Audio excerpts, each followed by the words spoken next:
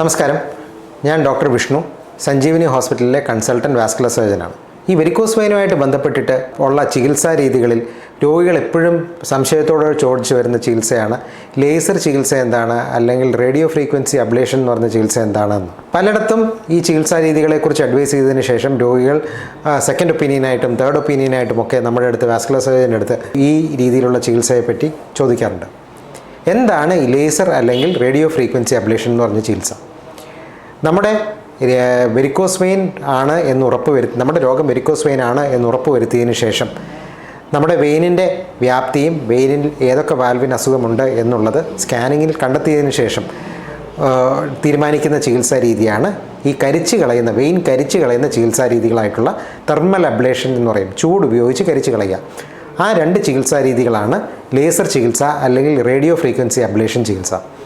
നമ്മൾ ഈ മോശപ്പെട്ടിരിക്കുന്ന വെയിനിനുള്ളിലേക്ക് സ്കാനിങ്ങിൻ്റെ കീഴിൽ ഒരു ലേസർ ഫൈബർ അല്ലെങ്കിൽ ഒരു റേഡിയോ ഫ്രീക്വൻസി ഫൈബർ കടത്തിവിട്ട് ഈ വെയിൻ ഉള്ളിൽ നിന്ന് അസുഖം തുടങ്ങുന്ന വാൽവ് മുതൽ ഉള്ളിൽ നിന്ന് കരിച്ച് കളയുന്ന ചികിത്സാ രീതിയാണ് ഈ RFA ചികിത്സ അല്ലെങ്കിൽ ലേസർ ചികിത്സ എന്ന് പറയുന്നത്.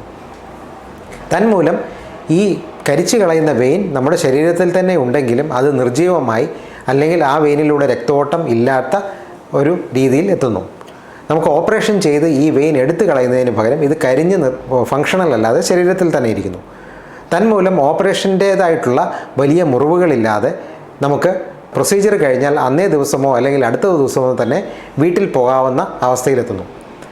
രണ്ടാം പൊക്കം മുതൽ നമ്മുടെ സാധാരണ രീതിയിലുള്ള ജീവിതത്തിലേക്ക് തിരിച്ചു പോകാനും വേണമെങ്കിൽ നമുക്ക് ഓഫീസ് വർക്കായിട്ടുള്ളതോ അല്ലെങ്കിൽ നമ്മുടെ റെഗുലറായിട്ടുള്ള ജോലികളിലേക്ക് തിരിച്ചു പോകാനും വീട്ടമ്മമാർക്ക് സ്വന്തം വീട്ടിലത്തെ ജോലികൾ, അടുക്കള ജോലികൾ, വീട്ടിലത്തെ ജോലികളെല്ലാം രണ്ടാം പൊക്കം മുതൽ ചെയ്യാവുന്ന അവസ്ഥയിലേക്ക് എത്തുന്നു.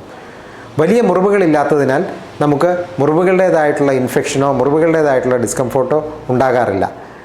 കൂടി വന്നാൽ ഒരു സ്റ്റിച്ചൊക്കെയുള്ള ചെറിയ 1-2 മുറിവുകളെ കാണുകയുള്ളൂ. ഇതിന് ശേഷം നമുക്ക് റെസ്റ്റിൻ്റെ ആവശ്യമുണ്ടാകുന്നില്ല. പലപ്പോഴും നമുക്ക് രണ്ടാം ദിവസം മുതൽ നമ്മുടെ സാധാരണ എക്സസൈസിൻ്റെ കാര്യങ്ങളും തുടങ്ങാവുന്നതാണ്. ഇതാണ് നമ്മൾ RFA ചികിത്സ അല്ലെങ്കിൽ ലേസർ ചികിത്സ എന്ന് പറയുന്നത്.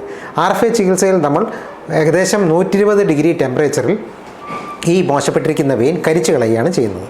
അപ്പോൾ നമ്മുടെ വെരിക്കോസ് വെയിനുമായിട്ട് ബന്ധപ്പെട്ട് ഒരു വാസ്കുലർ സർജൻ കണ്ട് പരിശോധിച്ച് സ്കാൻ ചെയ്തതിന് ശേഷം ഇന്ന ട്രീറ്റ്മെൻറ്റ് വേണം എന്ന് അഡ്വൈസ് ചെയ്യണം. പ്രത്യേകിച്ച് ഈ തെർമൽ അബ്ലേഷൻ ലേസർ അല്ലെങ്കിൽ RFA ചികിത്സ അഡ്വൈസ് ചെയ്യുകയാണെങ്കിൽ ഇത് ഏറ്റവും സേഫായിട്ടുള്ള ചികിത്സാ രീതിയാണ്. ഇത് നമുക്ക് ധൈര്യമായിട്ട് ചൂസ് ചെയ്യാവുന്നതും നമുക്ക് മുന്നോട്ട് പോകാവുന്നതുമാണ്.